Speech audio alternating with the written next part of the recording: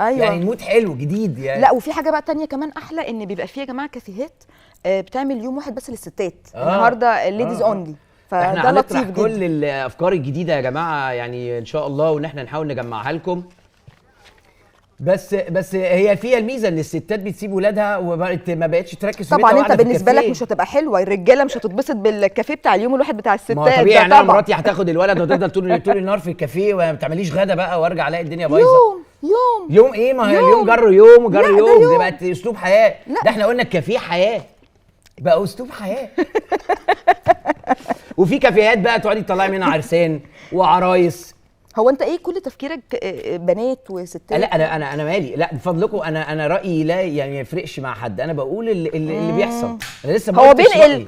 طيب بس احنا ما بينقل نعرفش وجهة. نعيش فعلا من غير الستات، ولا انتوا بتعرفوا تعيشوا من طب غير لا الرجاله؟ بنعرف، لا بنعرف عادي، انا بعرف على فكره عادي جدا. انا عدوة الرجل.